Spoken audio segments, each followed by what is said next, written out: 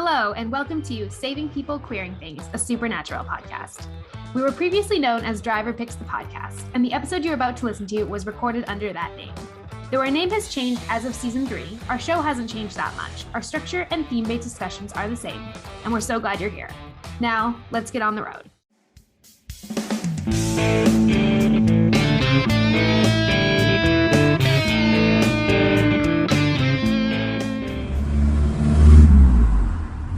Hello, and welcome to Driver Picks the Podcast, the show where we talk about ghosts, road trips, and free will through every episode of the TV series Supernatural. Today, we will be discussing Season 1, Episode 21, Salvation, through the theme of memories. I'm Abigail, your host, and joining me today are 3 wonderful siblings, one of whom you will have all heard before, Hana, and their siblings Noah and Theo. Do you each want to introduce yourselves and how familiar you are with Supernatural? Maybe starting with you, Hana. We'll go down the age line. Hi, Hannah, longtime fan, first time caller. That's kind of how I feel about the show Supernatural itself. I have been actively involved in the show for, like 8 years now, something ridiculous. And yet, this is the first time I'm actually watching it. I've previously seen the pilot and Faith up until we started recording this podcast. So this is a lovely excuse to actually watch my way through the show instead of faking my way through. Okay, I'm Noah. This is the first episode I've ever watched of Supernatural, but I've existed on Tumblr and I know a lot about the rest of it. But this was a phenomenal first episode to start on. Great, it was just great. Throwing you right in the deep end of the plot of this show. Oh, right on it. Right in on the it. heart. Not a filler episode at all. Nope. Don't feel bad about this one. No fluff at all. I'm Theo. I have watched, I'd say probably the first 7.5 seasons, just for the monster of the day kind of vibe to it and the like brother dynamic. And then I kind of just dropped out of it. Yeah. So it's now time for a little series recap, the road so far. So there is a gun that can kill anything, including demons, and the Winchesters are closing in on the demon that killed Mary and Jess. After months of searching, the 3 of them are reunited and they're on the hunt for this demon, and they have the gun in their possession. And that's pretty much where we've come so far. The visions that Sam has been having have stopped for now. Prior to this episode, it's been a while since he's had any visions, and they don't really know much more about what killed Mary and Jess other than that it's a demon. And that brings us to this episode and to a very fun thing we call the 30-second recap. Okay, 3, 2, 1, go. So the brothers and John finally have the Colt, right, which is a gun that can kill anything. And they have located signs of the demon that killed Jessica and Mary. So they start to head towards the demon, but along the way, Meg calls John away, and they leave the boys with hopefully the Colt, John heading to go meet Meg. The boys successfully save a mother and her child from the demon, while John unsuccessfully faces down 2 of his own. Well done, well done. 3, 2, 1, go. So Meg has resurfaced and she is killing the people who are important to John Winchester in an effort to get his attention because they have the Colt, and the demons know that John is closing in on them. And so John has to go and give a fake Colt to Meg while Sam and Dean try and stop the real demon that killed Mary and Jess with the real Colt, but John gets captured in the process and the demon gets away, leaving Sam and Dean waiting to find out where John is. 3, 2, 1, begin. Okay, Sam and Dean and John all are together and finally have the gun that'll kill all the demons, any demon, but it's only 4 bullets, so it's kind of okay. And then they have to split up because John is getting haunted by Meg. She's killing people and he has to go. So Sam and Dean have to go kill the guy that killed their mom, the demon. And they don't think they can do it without him, but they're brothers, so they they can pull it out. And John gets caught, even though he does a really cool holy water trick. Okay, that's Nice. I Nice. appreciate the details about the number of bullets. Yeah, that was a little good things point. you brought in there. 3, 2, 1, go. So John, Sam, and Dean are on a hunt to track down the demon that killed Sam and Dean's mom and Jessica. And on the way, not on the way, they found the cult that kills the demons. And on the way, John gets threatened by Meg because she's killing his friend. So they split up and go and hunt their respective demons. And John loses and Sam and Dean win. Yay! I do appreciate that we are recording this and we are all 4 of us in different time zones. So it's impressive we were able to make this work, but it's very late for some of you. So let's, they're shaking their heads. I forgot that none of us are reasonable human beings that would go to bed at reasonable hours. It's now time for us to discuss this episode through the chosen theme of the week. And this week, that theme is memories. I want to hear about any things you noticed in this episode related to the theme of memories, and also just any observations you had about the episode in general. There's a lot of caps lock me yelling about John in these notes. a lot of like caps. at 4 different times, there's caps lock me yelling about John. And those are my angry caps lock. I really enjoyed throughout the episode the sort of the familial tension. Who would have guessed that I'd talk about that? But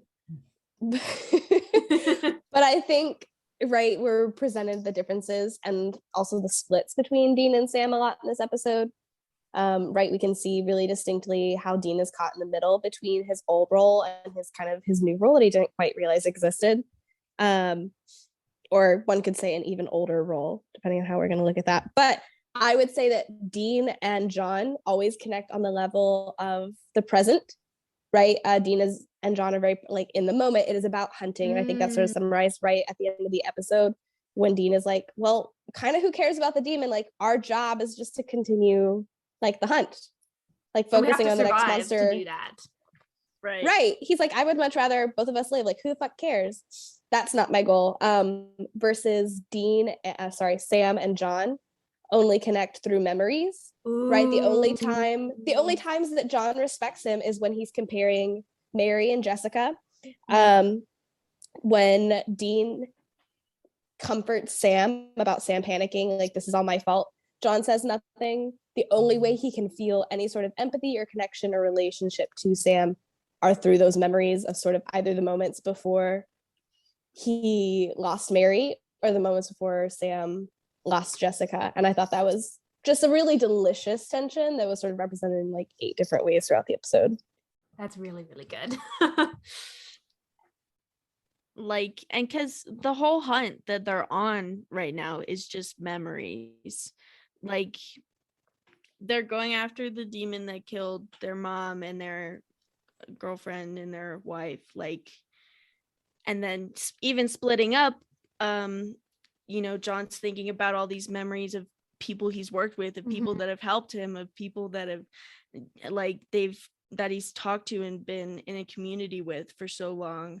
So the whole hunt is just really just littered with memories everywhere. Yeah. The danger of this episode is really centered around you can lose the people that you have all these important memories with, Meg threatening, basically saying, I will kill everyone you've ever cared about, everyone you have any memories with, which yeah where John is entirely motivated by memories, yeah, good memories with people, bad memories against other people. His entire motivation, as far as it seems to us at this point, is memories, and wanting to make more is what Dean likes to look at it as. He would rather make more memories another day in the end, whereas Sam wants to get back some good memories from before. Ooh, yeah. Yeah. You know? And Dean address is and the like only get one. closure for like past Yeah. bad memories. Like both John and Sam seem to be Yeah. like, we got to finish this because otherwise we'll never have closure. And Dean's like, who the fuck cares about closure if we're all dead? Yeah. Right. Yeah. He's Yeah. a lot more real about it. He's the only one who sees anything happening beyond the end of this. Yeah. Right? Like he's the only one who can imagine a future. Everyone else's whole goal, their whole life purpose sort of stops at the moment the demon. with this demon, right? Yeah. Like it ends with the demon, and Dean is the only one who can see anything beyond that. And I think that's so interesting in terms of both John and Sam being focused and motivated by memories. Yeah. Because I think I texted Abigail about this line that like infuriated me. Yeah. I was just gonna bring this up. Yeah, Did we have the same thought? the same brain worm right at this moment. Say it, and then I'll elaborate on it. Yes. Okay, perfect. No, I texted Abigail and I was like, I can't fucking believe John Winchester, the gall of the man to be like, I want Sam to go to school, and I want Dean to have a home, and I want Mary back. And I was like, first off, you were responsible for the home. That was your response. You could have given Dean a home. The fact that Dean doesn't have a home And you speaks know volumes that? about what you And you know and that. you that he doesn't acknowledging know. out loud, and that like it's not you. Yeah. But it's still then it'd be like sending Sam back to school, getting Mary back, or building something new for Dean. Right? Like Dean is the only person who has a future. Yeah. Yeah. His is okay. his is Thank you. more Your turn. open-ended. Well, and it's so much of like Sam had gotten out, like he was going to school and getting in, he was doing his own thing, and then is now back in, and now he's like, I lost all that, so I'm fully into this, like there's nothing else for me, which is like Dean's trying so hard to be like, hold on, I'm right here. Yeah.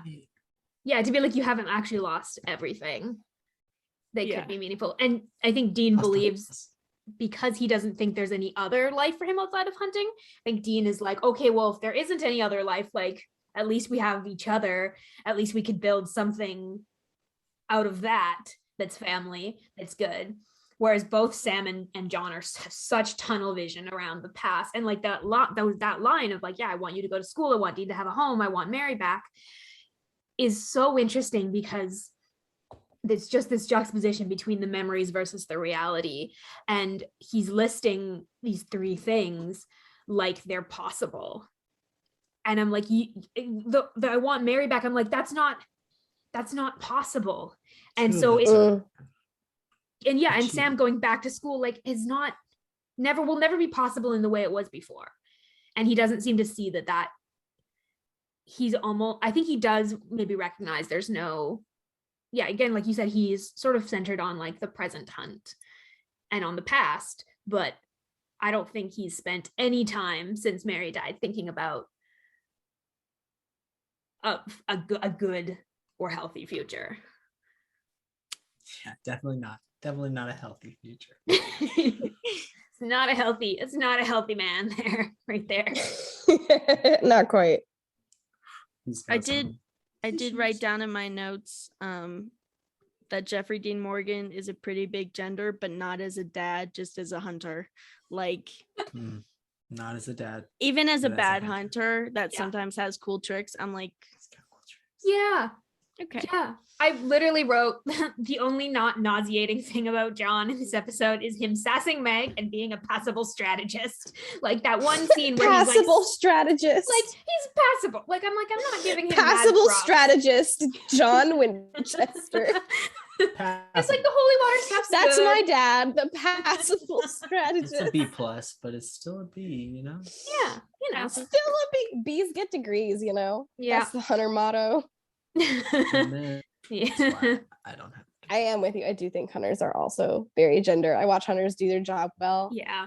You're like, everything about Dean is a little gender, but like Dean constantly knowing how to handle the monsters because of what John has kind of taught him.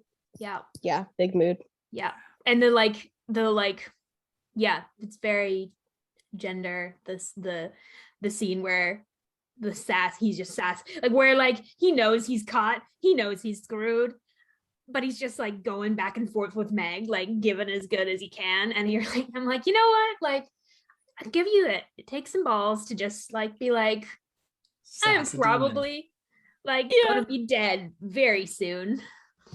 But I don't think but like there's still a little bit of like, you see a little bit of like, I'll give it to like that Dean gets a little bit of his stupid bravado from John's like probably fucked, but like I kind of have a plan.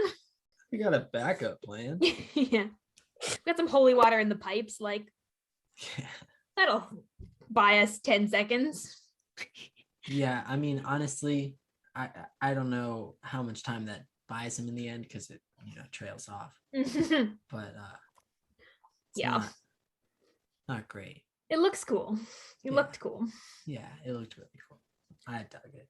I did like the shot when he dropped the rosary in the water and it focused on the rosary floating. Like that was a really cool shot. Mm-hmm. That like little moment of him having to do this sort of like quiet, sacred sort of like ceremonial thing. And she almost caught him. Yeah. Just, like, added a little bit of suspense. Yeah. Everything else about him in the episode is very big and brash, and that moment is very like subdued. That's true. It's true. He is very loud spoken before that. Yeah. And after. Sam also seemed to be haunted by the little flashes, like the visions he had. Is like the reverse of memories, Yeah. If we're talking about memories, visions are kind of the opposite because it's right. like a memory that could happen, but you don't know, and it's gonna happen eventually, maybe. I don't know. Yeah, and like you haven't seen the other episodes, but like it, and you from what you know probably, but like Sam all season has been having these kind of like visions, premonitions, and they have come true.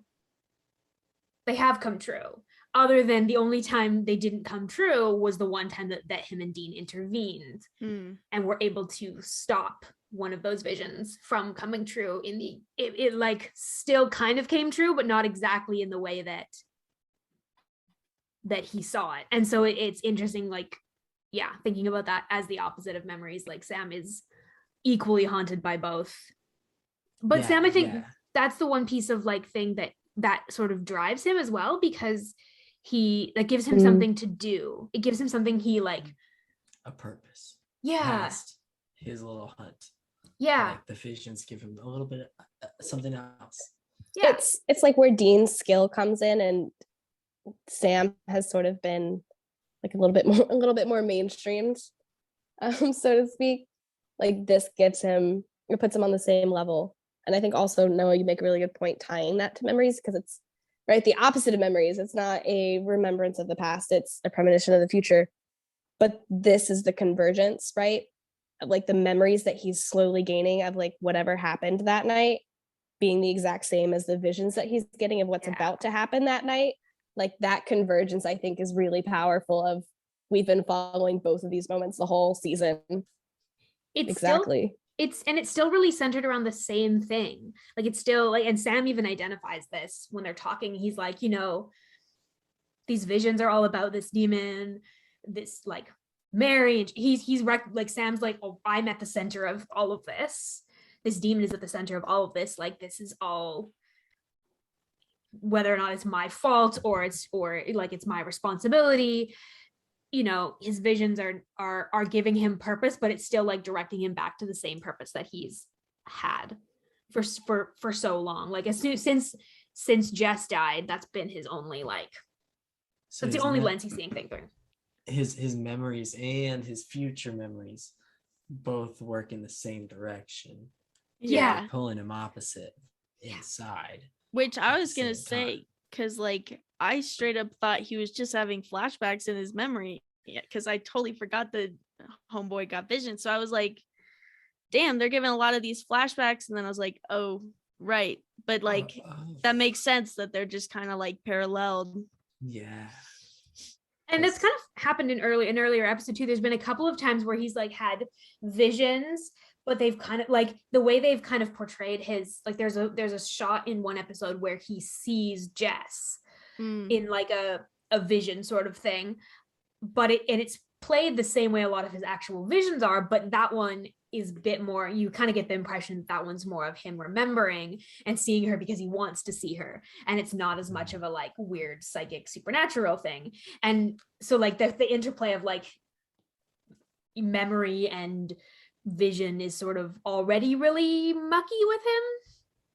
Okay. Which is just interesting. Yeah. So what kind of toll does that take on a young man hunter?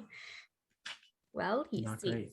very angry and also very reckless, as we saw at the end when he was like, I don't care if I'll die if I go in. That part's so realistic, like just in terms of like, I don't care, I do, like peak sibling energy. We right all there. been there. Hey, there's no need to call us out, you know. Oh, right at the beginning, that scene when Dean and Sam were going back and forth, right? Sam was like, so this is about me, and he starts like internalizing it. And Dean is the only one who comforts him. Yeah. Right. John is like, John's kind of implicitly like, yeah, bud. Yeah. And Dean says it's not your fault, it's our problem. Or it's not your fault, it's a problem. And Sam says, yeah, it's my problem. And Dean says it's not your problem, it's our problem. Like, as a sibling with my siblings in the chat, that moment, yeah, I can see Theo's like nodding. Noah put his hand up in agreement. It's that moment of absolutely like, this, not only is this not your fault, but it's our situation. Like, not only am I not letting you take this blame, but I'm not letting you stew in whatever the problem is, or like sit with whatever guilt, you know. It's such a moment. And John sitting there like silently judging, which is what it feels like. And also John in that scene makes me so angry because he gets angry that he didn't know about. First, he's skeptical about the visions and about them being meaningful, and he sort of infantilizes Sam and kind of goes like, I don't know, like, what, you're having these visions? Tell me about this. And then goes, why didn't you tell me about this? And Dean up until that point is just sort of like, is frustrated, and then he like fully like does a physical like turns, goes confrontational at John, which we've only seen him do like one or two other times in the season so far, and I think they were in the previous episode really. And he goes like, are you kidding me? Like, I called you from Lawrence, Sam called you when I was dying. And he just like reams John a new one, and I was very happy about that. And then I was very immediately mad because John's a little bit subdued, and he's like, you were right. And then he has the gall to be like, though I'm not crazy about this new tone of yours. Yeah. Y'all, you know, we all have experiences of this with parental figures where there's a moment where they're like, where you call them out on something and they're like, you're right, but I don't like how you told me. Like, it's like, your tone is not respectful. Any other way. Stop. I obviously, the tension in this episode of Dean being torn between John and Sam and picking Sam, right, which had me super emotional the whole episode. He sees more of himself in Sam, and I think that's why like he subconsciously has been doing that, I think, their whole lives. 100%. Because he sees Mary and Dean, and it pushes him emotionally away from Dean because he's put Dean in a caretaker role over Sam. He sees like Mary related traits in Dean, and he pushes away at Dean, but he sees himself in Sam. And I kept seeing so many moments where Sam's reaction was so similar, so mirrored. Yeah, that had me tripping. The fact that Sam and John would have the same reaction, but Sam sees Mary in himself and Dean sees John in himself. Like, Dean is terrified that he is his father, but he's also terrified that he's not. And Sam, at least to this point, Sam at no point is like, maybe I have a little John in me. No, he thinks he's the furthest possible thing from being like his father, and that he has built so much of his identity around that. Which is what makes him so much like. Yeah. He cannot. He's so convinced he's not. There's a moment when John says, I just want this to be over. And I'm pretty sure that exact line is something Sam said just like 3 or 4 episodes ago, where Sam said, I just want this to be over. This is tangentially related. The fact that Dean carried the baby out the same way he carried Sam. I talk about like a memory, talk about trauma, talk about family relationship. That got me, and that moment of like Dean carrying the baby out, being Dean carrying Sam out, being Dean choosing Sam, and that coming full circle, like. And at the same time, Sam saving the mom and it's saving his, like, he got the chance to do something about it. Yeah. He finally. He got the chance to do something about it because it happened to him. Yes. Because he had those flashes. Yeah. He finally has power in a way that he didn't have the other 2 times this happened. Partially because of his bond with his brother. And it's interesting because that's a pattern like of Sam rescuing / comforting the female victim of a supernatural attack, and Dean rescuing and or comforting a like baby or child has happened. Like this is like I think this might be the 4th time we've seen it in 20 episodes, which is statistically just like really high that we get. Like it's almost never the other way around, intentional or not. It's a pretty heavy like reminding us of like what their kind of roles are in terms of how they save people and why they save people. Like Sam saves people because he lost his mom and his girlfriend. Dean saves people because he like almost lost his brother. He's trained to always be an older sibling. Kind of identity. You're like what's your identity, where your primary piece of identity is. Like Sam, I think his primary piece of identity at this point is it a lot in like I lost my mom and I lost my girlfriend. Also another link to an earlier episode, also only tangentially related, but in the pilot Sam points out to like before Jess dies, Sam points out to Dean like mom's dead and she's never coming back. And Dean like slams him up against the wall and is like, don't talk about her like that. And this episode we get almost the exact opposite of that scene, where now this time Sam is like, we just basically that reminder that like what's dead stays dead regardless of what you do, like regardless of what happened, which again I think connects to that whole idea of like memories versus the future of like, yes, you can finish the story that started in the past, but you can't change what's past. Like maybe address your trauma a little bit. The real message of this episode. Talk to a therapist. And like really talk to a therapist. Sam has talked to a therapist this season and it was not very helpful. Did not go well. Do some self-work. Yeah. I was gonna say like in terms of Dean and John's relationship, all Dean knows is hurt, and that's all the memories he has is just I was doing those things instead. And like I like that's the only memories really that letdowns. Go on. Sorry, very brief note. I noticed a verbal tick that Dean has that we've also seen John have, where like Dean does to Sam, he goes you understand me, which is something we've heard John say a couple of times, but when Dean uses it, it's to remind Sam that like nobody's dying tonight, like I'm gonna take care of you. This is not the end of the story. Like we're gonna get the demon, but like we're not going out tonight. As opposed to like when John uses it, which is usually in the context of like an order of like you do this thing that I'm telling you to do. Like Dean's is about like love and family, and John's is almost always about like revenge on the job. And I just was like, whew, that verbal little like he's picked up so much of his father, but also entirely is unlike him. That's a great point. It to make sure that Sam understands him, and John uses it as like a threat. I think that sort of ties into something that I noticed that scene when they're about to they get that first call that Pastor Jim is dead. And they're starting to get back in the cars, and Sam starts again to the Impala, and Dean doesn't move for a second, right? And he's just staring at John, and he's like, no, like, what is it? There's something else, right? And then John is like, oh, exactly. I wanted to talk more about my feelings. Thank you. I don't want to hear yours.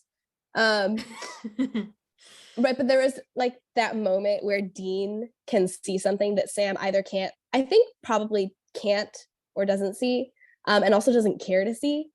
And I think that sort of plays on what you're saying, because I think it's tied to Sam only remembers John as a father, aka, sucking ass. And Dean only remembers his dad as a hunter. Ooh, and I think that difference in how, like, tying it back to memories, right? That difference in how they remember and look at John. Yes. And how that's tied to their own, again, not to always talk about the Winchester trauma, but tied to their trauma and tied to their identities, and also like the things that they're there for. I thought that was a really interesting point as well. Nice job, Theo. Yeah, nice. So good stuff. Anything else before we I have to go to the bathroom so bad. Cool, go do it. I'll be right back. Pause break. I'm gonna like pause the recording so that I don't have random stuff to cut out. Mom just texted me and she said, shh, quieter, please. I would like to reiterate that it's not even 10 o'clock there. And Mom records podcasts all the time and tells us to be quiet all the time. Right. Yeah, tell her, say shh, I'm recording. And was also I said I'm recording a podcast. Listen to your book. Kills me that she This does is the that while we're power. having a conversation. This is the power of the third sibling. I'm constantly impressed. I'm impressed by the things like third and fourth siblings, even second sibling. I'm just impressed with the things siblings after the eldest.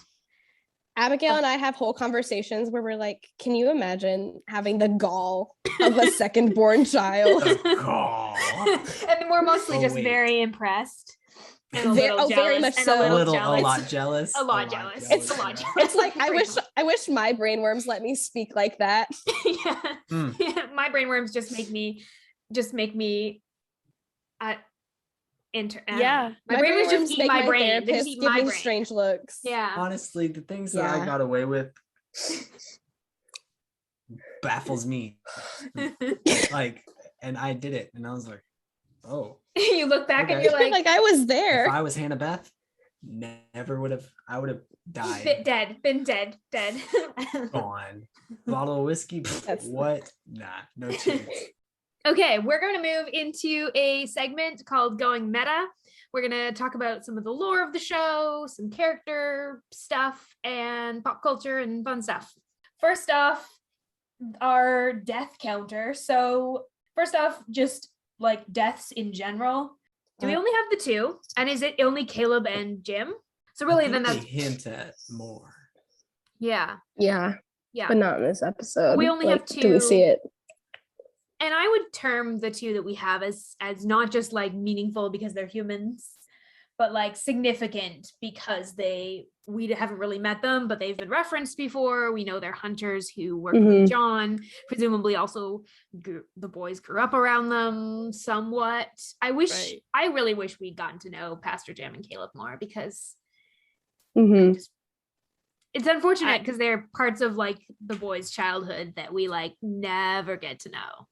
I did, as soon as the episode started, I did forget what kind of show it was. So the priest was there talking to Meg, and I was like, oh yeah, cool, priest. And she started like talking, and he ran back and had all those weapons. I was like, holy shit, that guy is loaded. Oh my God, he's a hunter. I'm the freaking idiot. It's okay. You're not an idiot though, Theo, because I had forgotten that was Pastor Jim and had the exact same reaction where I was like, that's a fucking lot of weapons, and then went, that's Pastor Jim. That's obviously Pastor Jim. And now I remember what's coming next in this scene. So I had the exact same experience. I was also sitting there like, now, why does this priest have so many weapons? Is this man in Texas? Yeah. Is this a typical like for a brief moment I was like, oh, he's in the vestry, like, you know, like wherever, I'm unsure of this denomination, wherever this man's going. And then it turned and I was like, that looks like a gun. And then it turned, I was like, oh, that looks like a lot of guns. Yeah. I mean, I've been on the podcast and I was like, why would this priest It's because we know about a demon? I don't think we have seen Jim on screen, or if we have, it's been very brief. I think we've had a couple of phone calls from him. So like we haven't actually entirely met fair. him. So that's that. Bechdel test. I don't think two women talk to each other at There's all. Just Meg. Were two women ever on screen at the same And time? the mom. Oh yeah. The mom and the girl, her daughter were on screen at the same time, but her daughter is 6 months old. Yeah. Could not. Does this mother speaking to her child pass the bare minimum for like saying maybe the patriarchy isn't in complete power? Only if the Yes. baby isn't talking about the dad. She did say dada. God damn it. Hard fail. We have not passed the Bechdel test in like 6 episodes, I think. Like it's been, I don't know exactly how many. It's been a while. It's not, I'm gonna figure out the percentage of episodes that pass as of That would next be cool. episode and figure out the percentage of season 1 episodes that pass, and it's It'll gonna be very low. very low. So moving along to lore. So this is just anything about the world building, anything that we find out about the supernatural universe in general. I don't think, Meg's a demon. Interesting point there is when they have the boys and John have a conversation, and Dean says, you think she's a demon? And then John says either that or she's possessed by one. But I was like, do you think demons can sometimes just like have human bodies? I was confused same about thought. what they were trying to imply there. Yeah. I was like, obviously she's possessed by a demon. Demons don't have aren't just like Their own little. Right. I mean, they can be corrupted humans, so it could theoretically, but they haven't really explained that a whole lot at this point. It just seemed like a bit of a weird. Do you have a theory, Hannah? no, not helpful. Not a helpful one. Mood. more of a, if Dean is willing to believe that sometimes spiritual beings just have a body. No, that's John that just says think- that though. John's the one that says either that or she's possessed by one. I don't know. I'm just willing to buy that in for Cass. Like, lay some groundwork. Welcome my son to the room. You know? Good. Isn't Cass possessing a guy's body? It's a vessel. Yeah, right? So, canonically. isn't that the whole Has thing? Cass Is even that showed they're up all at this point? possessing No, bodies? No, Cass, we're 3 absolutely seasons not. away from Cass. Yeah, he's so just- far I thought away. he was like. We find a way to shoehorn a discussion about Cass into as many episodes as we can, Okay, because we yeah, know fair enough. the fandom appreciates that. I did wonder about where John gets those crosses that he dropped into the water. Like, Just does he going and make stealing those? them. Does he get them from churches where he goes? Like, does he like, hey, can I take this? Does he ask? What He mean- orders in bulk. He orders does them all. he seduce a nun and take that? Like, I don't know. Oh, that's interesting. I mean, I'm gonna bet he does not buy them himself. He does not seem like the kind to spend money when he could not spend money. Yeah, When he Yeah. could con something. When he could con something. that's fair. So I do like the idea of him just like having to go to church in order to steal, like let me just sit through a service so that he can steal a bunch of. Imagine you look up and John Winchester is at church with you. But he's not there hunting Like- something. He's just there to like stock up on necessary supplies. Like, what is John Winchester trying to pretend he's penitent look like? Oof. I mean, roughly Like like the he does a past- couple like, of imagine times in this anything. episode when he looks Fuck. like, yeah, like he's gonna look Yeah, get him. if you know what's coming. If like he's gonna look in a couple of episodes at the beginning of season 2. Fair. For those of y'all that know what's coming. Anyway, I'm gonna move to pop culture. Any pop culture references y'all noticed? I was looking. I was like, Dean's really not pulling any of them out today. He was doing none. Very somber in this I episode. actually thought it was really interesting that Sam gave the woman, like, I just noticed that the Sam gave that woman, Jessica, his real name.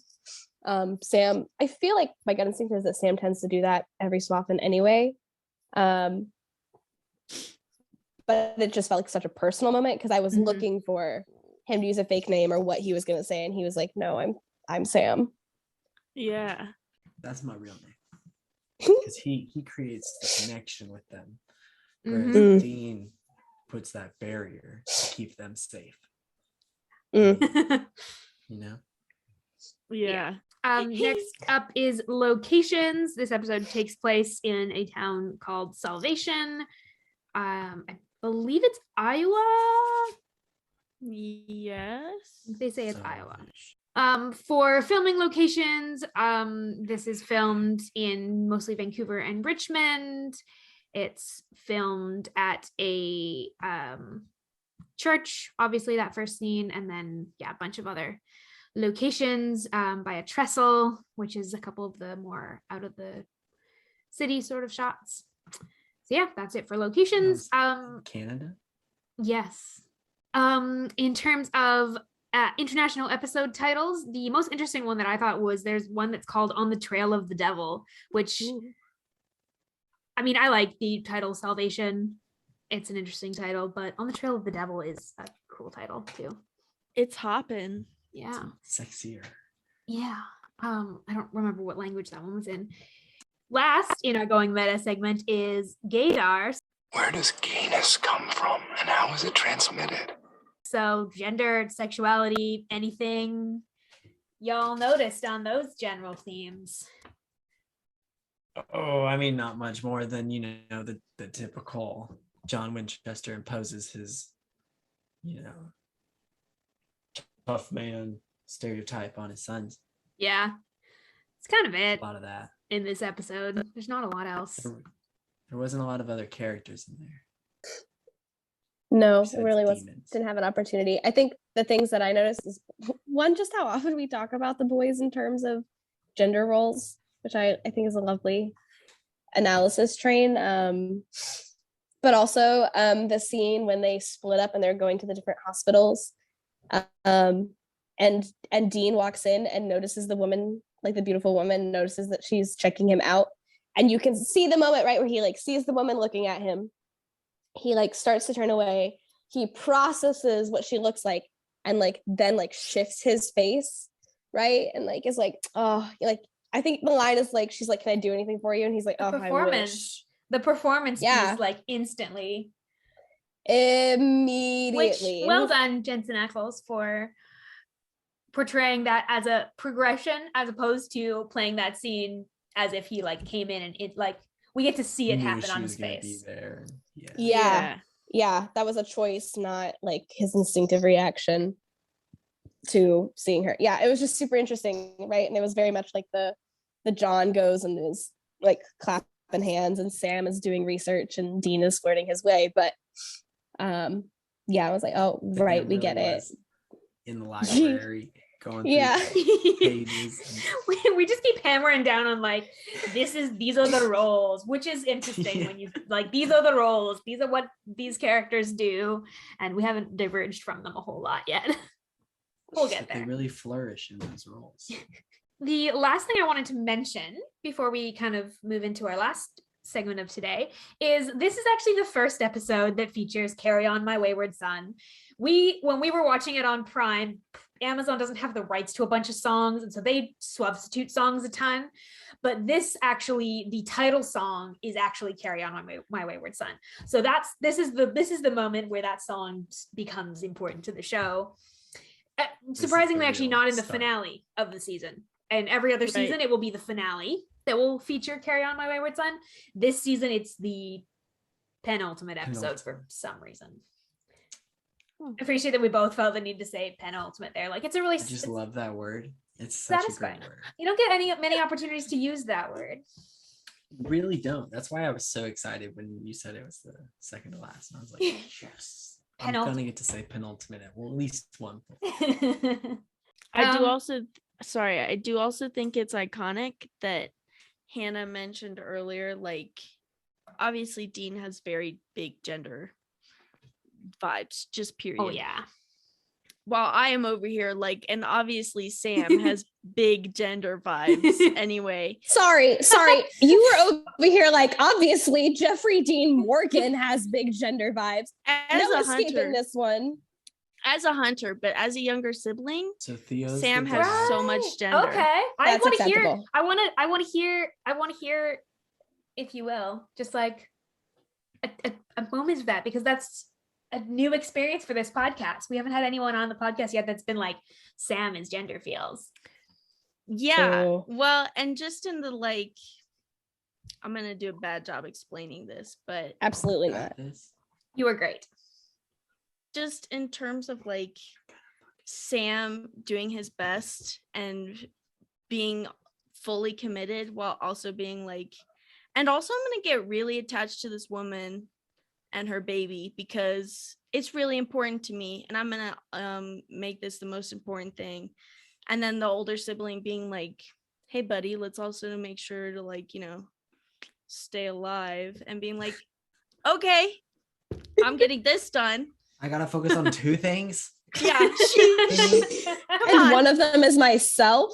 Yeah. God damn it. Yeah. And, like, you know, and every time Dean is like, I want to look out for you, or, you know, whatever. And Sam's like, ugh, you've been doing that so long. And Dean's like, yeah, I have. I'm gonna keep doing it. Come on. That was a very good description of that. Thank you for sharing that with us. So we're gonna finish today. Short little segment that's gonna be predictions. I really like to do this segment when we have people on the show that have either not seen it ever or have not seen it in a long time, and this is a great episode for it.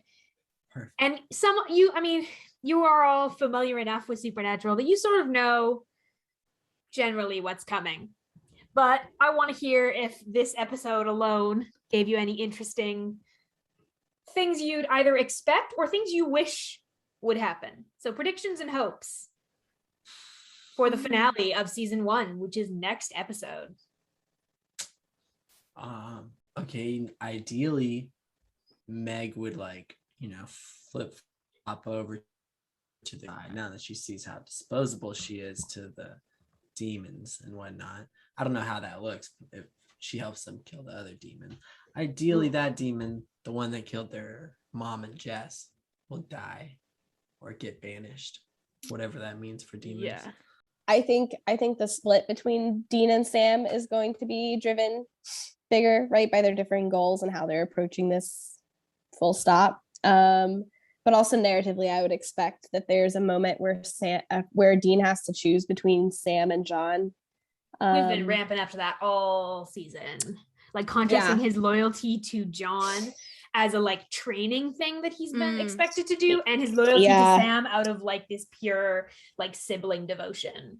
Very much so. And I think very, very distinctly, sort of in this moment of, like, we started off and he was like, oh, I'm loyal to Sam because that's what dad wants, and realizing that's not the case. So narratively I would expect him to have to choose between them much more explicitly, right? And I think narratively also, like, neither of them are going to expect that he chooses Sam, right? You know, and I say that and I'm like, well, obviously the show goes on, but also, like, even just in the first season, hello, obviously it's Sam. Very, very, but I don't think, like, obviously so clearly to the viewers, as opposed to the characters who I'm not sure are there yet. No, have really even know that that's the tension inherently, right? I feel like, just as a prediction, like, the cult's gonna, like, all the bullets will be used. Like, they already used one, there's only 3 in existence. Yeah, they make a big they're deal gonna about all be used. the fact that there are only 4 and they have no way of getting or making more. Yeah. So I mean, I assume like obviously they can save shots, but that just doesn't seem like a carries on over into the second season if there's only 3 bullets left. Seems like that's got to pay off pretty soon. Yeah. We'll see. And Meg's right there, I guess. Yeah. And then we know there are at least 3 demons because there's Meg, there's the dude we don't get the name for, and there's the one that killed the mom Mary and killer. Jess. Yeah. Yeah. So we know there's like at least 3. Fascinating. I like these predictions. I'm excited for seeing somebody's gonna cry. At least one character's gonna have like a real emotional one tear. The man tier. The man tier. Literally. Well, anything else any of y'all want to say? This is fantastic. This was a lot of fun. You did great. This is awesome. I love it. You guys are awesome. Y'all make this so fun. So thank you to the what was that? We're just such chaos. I respect it. Honestly, it's great. It's fantastic. This was like so much fun, and I will come back and be like, come back. Hey, anytime. Anytime. I will, because this was very fun. So thank you. Thank you all for joining me today. Thanks for having us. Thanks for having us. It was such a pleasure. It's always good to talk to my siblings and you. Yeah. It's like win-win. And we got to watch a fun show in between. And talk about it. Yeah. And just overall, a good way of spending an evening. Yeah. Fantastic. To our listeners, thank you for coming along for the ride, and we wish you a peaceful road until we meet again. Next week, we are discussing the season 1 finale, episode 22, Devil's Trap. And we are going to be discussing this episode through the theme of free will. So if you are thinking about sharing this podcast with someone, now is the time to do it. This is going to be a fantastic end to our first season. And we are grateful for all of you who have joined us so far. Thanks, everyone. Gonna be awesome.